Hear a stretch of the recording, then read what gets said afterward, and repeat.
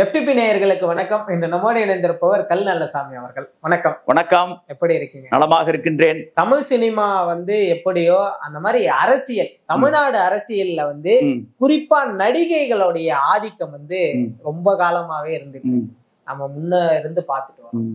இப்படி நடிகைகளுடைய ஆதிக்கத்தை பத்தி நீங்க என்ன நினைக்கிறீங்க? இப்போ நாங்க கள்ள இயக்கம் 20 ஆண்டுகள் நடத்திட்டு இருக்கிறோம். எங்க கள்ள இயக்கத்துக்கு தலைவியா ஒரு திரைப்பட நடிகைய இன்னைக்கு இருக்கக்கூடிய நயன்தாரா மாதிரியோ இல்ல திரிஷா மாதிரியோ இருக்கிறவங்கள தலைவி ஆக்கியிருந்தா நாங்க எப்பவோ ஜெயிச்சிருப்போம். எங்க பின்னாடி எத்தனை ஓட்ட வரும். ஆக அந்த அளவுக்கு சினிமா ஆதிக்கம் தமிழ்நாட்டில் இருக்கு, ஆளுமையோடு இருக்குது. இன்னைக்கு நடிகர் விஜய் அவர்கள் ஒரு கட்சி ஆரம்பிச்சு ஓராண்டு தான் ஆகுது. அவர் என்ன சொல்றாரு, வரக்கூடிய 2026 தேர்தலில் தமிழக வெற்றி கழகத்துக்கும் திராவிட முன்னேற்ற கழகத்துக்கு தான் போட்டிங்கிறாரு. கட்சி ஆரம்பிச்சு ஓராண்டு தான் ஆகுது. அவர் சொல்றாரு, ஆளுகின்ற கட்சிக்கு எங்களுக்கு தான் போட்டி, மற்ற கட்சிகளுக்கு எங்களுக்கு போட்டி கிடையாது அப்படின்னு சொல்லக்கூடிய அளவுக்கு சொல்றாருன்னா அந்த அளவுக்கு சினிமா மோகம் எப்படி இருக்கு.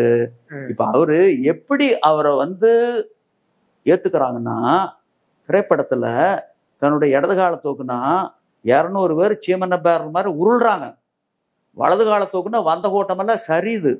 இன்னைக்கு இப்படிப்பட்ட ஆளுமையுள்ள விஜய் போன்றவர்களை, ரஜினி போன்றவர்களை, விஷால் போன்றவர்களை, சூர்யா போன்றவர்களை இப்ப அந்த இந்திய பாகிஸ்தான் எல்லையில கொண்டு போய் நிறுத்தி இருந்தா, இவங்களுடைய நடமாட்டம் எல்லாம் அங்க இருந்திருந்தா தீவிரவாதிகள் எல்லையை தாண்டி உள்ள வந்திருப்பாங்களா? இல்ல வாள் ஆட்டியிருப்பாங்களா? இந்த 26 பேர் தான் இறந்திருப்பாங்களா? இவங்களையெல்லாம் கொண்டுட்டு போய் அங்க விட வேண்டியதானே. இவர்கள் இருக்க வேண்டிய இடம் இந்திய சீன எல்லை, இந்திய பாகிஸ்தான் எல்லை. ஆனா இருக்கிறது தமிழ்நாடு அரசியல். இது எந்த விதத்துல நியாயம்ங்கிற? இவ்வளவு ஆளுமை உள்ளவர்கள் இருக்க வேண்டிய இடம் இந்திய சீன எல்லை, இந்திய பாகிஸ்தான் எல்லை. இங்கே வாழாட்டுறாங்க இந்திய அரசியல், தமிழ்நாடு அரசியல்ல. அங்க போய் வாழாட்ட சொல்லுங்க, இல்ல வாழை சுட்டிக்கிட்டு தீவிரவாதிகள்ல ஓடிடுவாங்க. ஆளுமை அங்க காட்ட சொல்லுங்க. அந்த நிழலை நிஜமான நம்பித்தானே நாங்க குத்துறோம், சாதக்கு சாதக்கு சாதக்கு சாதக்குன்னு. எப்படி இருக்கும்? சரி, ஒரு நடிகர் நல்ல மருத்துவரா நடிக்கிறாரு, அவர் கையை தொட்டா போகுது, அவருடைய கைராசி நோய் அப்படியே குணமாகுது. ஒரு புற்றுநோயாளி வராரு, அப்படியே கையை பிடிச்சி பாக்குறாரு, உடனே நோய் நல்லாயிருது. அப்படிப்பட்ட ஆற்றல் கொண்டவரா அந்த திரைப்படத்துல சித்தரிச்சு காட்டுறாங்க. அந்த திரைப்படத்தை பார்த்துட்டு அடுத்த நாள் அவர் வீட்டுக்கு முன்னாடி வைத்தியத்துக்கு வரிசையா நின்று எப்படி இருக்கும்? அப்படி இருக்குது நம்ம தமிழ்நாடு அரசியலினுடைய லட்சணம். ஐயா, தமிழ்நாடு அரசியல்ல தலைவர்கள் எப்படி இருப்பாங்களோ, தலைவர்களோடு வந்த நடிகைகள் அவங்களோட இணக்கமா இருப்பாங்க. இதை நீங்க தொடர்ந்து பார்த்திருக்கலாம். இத பத்தி நீங்க எப்படி நினைக்கிறீங்க? நடிகைகள் இணக்கமா இருப்பாங்களா? யாரோட? நடிகர் அரசியலுக்கு வந்துருவாரு, அந்த நடிகரோட நடிகைகள் இணக்கமா ஆகிடுறாங்கல்ல. அது இருக்கலாம், அது அவங்களுடைய தனிப்பட்ட வாழ்க்கை. நான் அதுக்கு உள்ள போக விரும்பல. அது இருக்கும். அது வள்ளுவரே பதிவு பண்றாரு, காமம் என ஒன்றோ கண்ணின்று எண்ணஞ்ச யாமத்தும் ஆளும் தொழில். உலகத்திலேயே காமத்துக்கு தான் கண்ணு கிடையாது, ஆளனோட யாமத்திலே உயிர் எடுக்குதுங்கிறாரு. அப்படிப்பட்ட காமம் ஆளுமையோடு இருக்கும். மறைப்பேன்மன் காமத்தை யானோ குறிப்பின்றி தும்மல் போல் தோன்றிவிடும். நானும் காமத்தை மறைக்கலாம், அடக்கலாம், ஒடுக்கலாம்னு எவ்வளவோ முயற்சி பண்றேன். எப்படி தும்மல் என்ன அறியாம வந்துடுதோ அந்த மாதிரி காம உணர்வு அறியாம வந்துடுது. அந்த உடனுடைய வெளிப்பாடு அவங்க ஆட்டம் போடுறாங்க. காம கடும்புணல் நீந்தி கரைகானேன் யாமத்தும் யானே உளன். காமம்ங்கிறது கரையில்லாத கடல் போன்றது. ஐயோ, பகல்ல பார்த்தால் நீச்சல் அடிச்சுட்டு இருக்கிற, இரவுல பார்த்தால் நீச்சல் அடிச்சுட்டு இருக்கிற, எங்கே கரை எங்கே கரை எங்கே கரைன்னு வள்ளுவர் பதிவு பண்றாரு. அதாவது கரையில்லாத, கரை காண முடியாத கடல் போன்றது காமம். அது ஆளுமையோடு இருக்குது, அவங்க செய்யறாங்க, அது தனிப்பட்ட வாழ்க்கை. தப்பான தொடர்பு சிலர் வச்சுக்கிறாங்க. தப்பான தொடர்பு அவங்க வச்சுக்கிறாங்க. நம்ம தலைவர்கள்லாம் அப்படித்தானே வச்சுக்கிட்டு இருக்காங்க. யார குறிப்பிட்டு? பல தலைவர்கள். அது தெரிஞ்சுதான் நம்ம ஓட்டு போடுறோம், தெரியாதே ஓட்டு போடுறோம். அந்த NT திவாரின்னு ஒருத்தர் இருந்தார், அவருக்கு மரபணு சோதனை நடத்தினாங்க. முதல்ல அவர் ஒரு மாநிலத்தினுடைய ஆளுநராக இருந்தாரு, மத்திய அமைச்சரா இருந்தாரு, ஒரு மாநிலத்தினுடைய முதலமைச்சராக இருந்தாரு. கடைசி காலத்துல ஒருத்தர் வழக்கு பதிவு பண்றாரு, நான் இவருக்கு பிறந்தவன், எங்க அம்மா இன்னாரு, கள்ள தொடர்பு இருந்தது அப்படின்னு சொல்லி வழக்கு பதிவு பண்றாரு. மறுத்துறாரு. மரபணு சோதனை காட்டி கொடுத்துருது. ஏற்கனவே லைன் கிளியர். அவருடைய முன்னாள் மனைவி வந்து இறந்துடுறாங்க, அதனால லைன் கிளியரா இருந்தது. மனைவின்னு ஏத்துக்கிறாரு. அவரு ஜென்டில்மேன், ஏன்னா குற்றத்தை ஒத்துக்கிறாரு. அதான் வள்ளுவரும் பதிவு பண்றாரு, சால்பிற்கு கட்டளை யாதனில் தோல்வி துளையல்லார் கண்ணும் குழல். ஒரு மனிதன் சான்றோனா இல்லையா என்பதற்கு உரைகள் எது என்றால், தோல்வியை தவறை ஒப்புக்கொண்டு தன்னுடைய நிலைப்பாட்டை மாற்றிக்கொள்பவன் சான்றோன். அந்த அடிப்படையில அந்த வயசான அம்மாள, அந்த கள்ளத்தொடர்பு வச்சிருந்தவங்களை மனைவி ஏத்துக்கிறாரு. அவருக்கு பிறந்த குழந்தைய வந்து மகனா ஏத்துக்கிறார். அவர் வந்து சான்றோர் ஆயிட்டார்.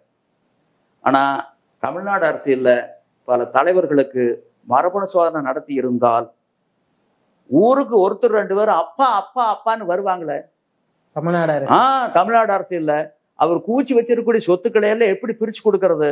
வரிசையா நிறுத்தி செங்கல்ல உருவி கொடுக்க வேண்டியது. இது எல்லாத்துக்கும் தெரியும். இருந்தாலும் நம்ம அவங்களுக்கு ஆதரிக்கிறோம். இதுதான் பகுத்தறிவு பாசறை நம்மளை வளர்த்த விதம்.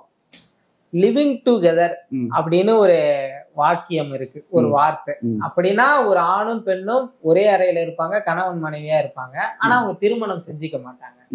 இந்த கலாச்சாரம் வந்து ஏத்துக்க கூடியதுதானா? தப்பு. அதாவது சங்க இலக்கியத்துல தலைவனும் தலைவியும் சந்திச்சுக்கிட்டு இருக்காங்க. அப்ப தோழி ஒரு நாள் போய் பார்க்கறான். உடனே தலைவனை பார்த்து அறிவுரை சொல்றான்.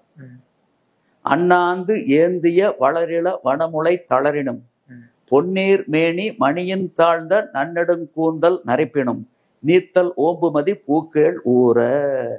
இன்னைக்கு தலைவிக்கு வந்து கொங்கைகள்லாம் அண்ணாந்து ஏந்திக்கிட்டு இருக்குது. அப்படிப்பட்ட கொங்கைகள் தளர்ந்து பை மாதிரி தொங்குனாலும் இன்னைக்கு நீண்ட நெறிய கரிய கூந்தல், அந்த கூந்தல் சிறிதாகி நரைத்து போய் சிறுசா முடிஞ்சிருந்தாலும் நீங்கள் இருவரும் இணைபிரியாமல் இருக்க வேண்டும்ங்கிறான். அதுதான் வாழ்க்கை. லிவ் டுகெதர்ங்கிறதெல்லாம் நம்ம கலாச்சாரத்துக்கு முற்றிலும் முரணானது. நம்முடைய பண்பாட்டை பாழ்படுத்தக்கூடிய ஒன்று, சிதைக்கக்கூடிய ஒன்று. ஆனா அந்த காலத்துல அந்த புறம் அப்படின்னு ஒரு வாழ்க்கைய எல்லாரும் வாழ்ந்துதானே இருக்காங்க.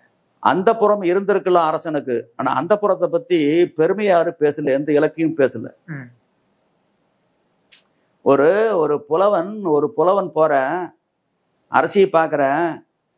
அரசி சொல்றா முன்பு அரசன் என்னை மட்டும் நாடி வந்தார், இப்போது மன்னன் மற்றவர்களையும் நாடுகின்றார் அப்படின்னு சொன்ன போது அந்த புலவன் வந்து புலவனுக்கு பரிசு கேட்கிறாரு. பரிசு கொடுக்கறதுக்கு அரசர் நினைக்கிறாரு, புலவரே உங்களுக்கு என்ன பரிசு வேண்டும் கேளுங்கள் தருகின்றேன். அதுக்கு அந்த புலவன் சொல்ற, தன்னுடைய வறுமையெல்லாம் மறந்துட்டு, நான் கேட்கும் பரிசு உண்டு, கேட்பதை கொடுப்பதாக ஒரு உத்தரவாதம் கொடுத்திருக்கின்றீர்கள், அதை நீங்கள் செய்ய வேண்டும். மனைவியை நாடுவதை விடுத்து மற்றவர்களை நாடாமல் இருப்பீராக, அதுதான் யான் வேண்டும் பரிசல்னு சொல்லியிருக்கிறேன் ஒரு புலவன். அத தமிழ் மரபு, தமிழ் பண்பாடு. அந்த காலத்தெல்லாம் மன்னர்கள் வந்து தனக்கு யாராவது விருப்பமாக இருந்தா தன்னுடைய போர்ப்படை தளபதியின் மனைவியை கூட தன்வசப்படுத்திக்கணும்னு நினைப்பாங்களாம். அது வந்து இலக்கியங்கள் வந்து எங்கேயுமே லீகலைஸ் பண்ணல.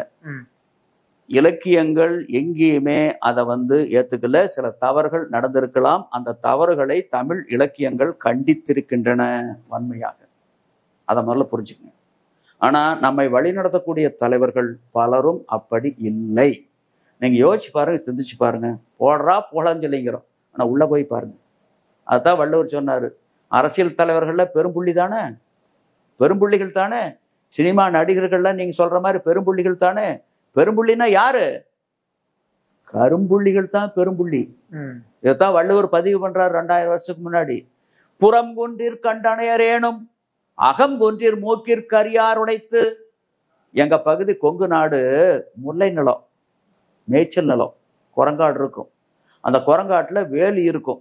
அந்த வேலியில மழை காலத்துல குண்டுமணி செடி முளைச்சு வளர்ந்துருக்கும். கோடை காலத்துல காய் காய்ச்சி கொத்தா இருக்கும்போது அப்படியே வெடிச்சிருக்கும். அந்த தூரத்துல இருந்து தொலைவுல இருந்து பார்த்தா செக்க செவேல்னு இருக்கும். அந்த மாதிரி நம்மை வழிநடத்தக்கூடிய தலைவர்கள், அவங்கள பத்தி பத்திரிகை ஊடகங்கள் வரக்கூடிய செய்தியெல்லாம் பார்க்கின்ற பொழுது செம்மையாக தெரிவார்கள். நல்லவர்களாக, வல்லவர்களாக, ஒழுக்கம் உள்ளவர்களாகத்தான் காட்டப்படுவார்கள். அந்த வேலிக்கிட்ட போய் ஒவ்வொரு குண்டுமணி பறிச்சு பாருங்க. மூக்கு பகுதியில கருப்பு இல்லாத குண்டுமணி காட்டுங்க, காட்ட முடியுமா?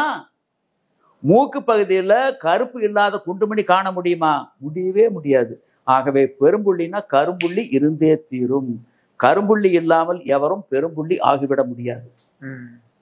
புறம்குன்றிற் கண்டனையரேனும் அகம்குன்றிற் மூக்கிற்கரியார் உடைத்து. நிச்சயமா இதோட ஒட்டி நான் இன்னொரு கேள்வி உங்க முன் வைக்கலாம்னு இருக்கேன். அது என்னன்னா, ஆபாசமா நடிக்கக்கூடிய சில நடிகைகள் தங்களை கவர்ச்சிகரமா காமிச்சாதான் நம்ம நீடித்து பயணிக்க முடியுன்றதுக்காக கவர்ச்சியை மட்டும் வெளிக்காட்டக்கூடியவங்களா இருக்காங்க. அந்த கலாச்சாரம் இன்னைக்கு ரீல்ஸ், ஷார்ட்ஸ் அப்படின்னு சோசியல் மீடியால பரவலா இருந்துட்டு இருக்கு. இப்படி இந்த கவர்ச்சியை பத்தி நீங்க என்ன? கவர்ச்சி பாத்தீங்கன்னா, நீங்க பெண் சேலை கட்டியிருக்காங்க. சேலை கட்டும் போது பாத்தீங்கன்னா அது கவர்ச்சியா நாம யாரும் பாக்குறது கிடையாது திரைப்படங்கள்ல. அதே பெண் சேலை இப்படி கொஞ்சம் தூக்குனாங்கன்னா இப்படி பாக்குறாங்க திரைப்படத்துல. அதே ஆங்கில படம் இருக்கு, மேல ஒரு ரிப்பன் கீழே ஒரு ரிப்பன் கட்டியிருக்காங்க இல்லையா? அது யாரும் கவர்ச்சியா பாக்குறது இல்லை. மறைச்சிருந்தா தான் கவர்ச்சி, மறைந்திருந்தால்தான் கவர்ச்சி. வெளிப்படையா காட்டிட்ட ஒண்ணும் கிடையாது, ஒண்ணும் கிடையாது. நீங்க பாத்தீங்கன்னா சில கோயில்கள் பாத்தீங்கன்னா, எல்லா கோயில்கள்லயும் திருக்கோயில்ல போய் பாத்தீங்கன்னா அந்த மாதிரி சிலைகள் இருக்கு. நிச்சயமா அந்த மத்திய பிரதேசத்துல கஜுரோகம்னு ஒரு கோயில் இருக்கு. அங்க மூர்த்தி கீர்த்தி எல்லாமே உடல் உறவு காட்சிகள் தான். உடல் உறவுங்கிறது கொச்சைப்படுத்தக்கூடிய ஒன்று அல்ல. அதாவது காமம் என்பது புனிதமான ஒன்று, போற்றுதற்குரிய ஒன்று, அடுத்த தலைமுறையை உருவாக்கக்கூடிய ஒன்று.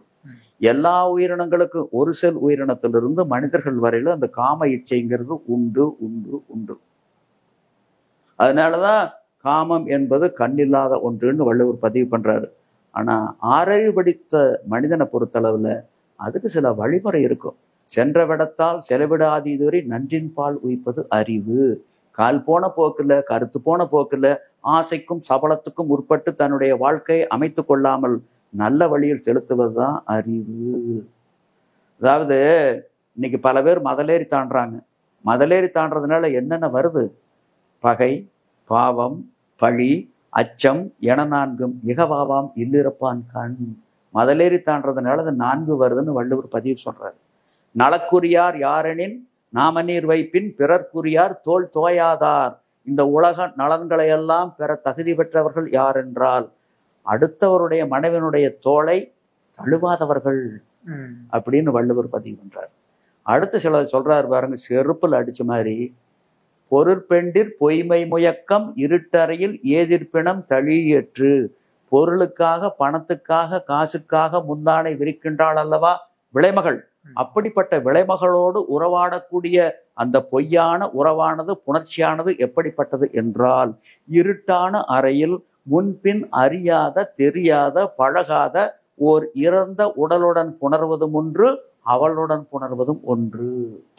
இதை விட எப்படி சொல்ல முடியும்? ஒரு பெண்ணுக்கு பாடையிலும் பழுது அப்படின்னு ஒரு வார்த்தை சொல்லுவாங்க. ஆண் பொண்ணுக்கு போதை பொருள், பொன் ஆணுக்கு போதை பொருள். இதை விட பெரிய போதை பொருள் எதுவுமே கிடையாது.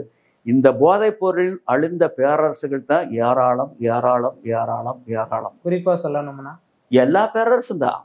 அந்த காலத்துல அழிந்த பேரரசர்கள் எடுத்து பாருங்க. நீங்க ராவண அழிஞ்சது எதுனால? இதனாலதான். இலக்கியங்களும் காட்டுதல்ல. நிச்சயமா. அதனால அறிவு நல்ல வழியில் செலுத்தணும். நிச்சயமா ஐயா, தற்கால மக்களுக்கு தேவையான பல்வேறு கேள்விகளை உங்களுக்கு முன்வைத்தேன். அது எல்லாத்துக்குமே ரொம்ப தெளிவாக சொன்னீங்க. நம்ம மேலும் ஒரு காணொலியில சந்திப்போம். நன்றி நன்றி நன்றி நன்றி.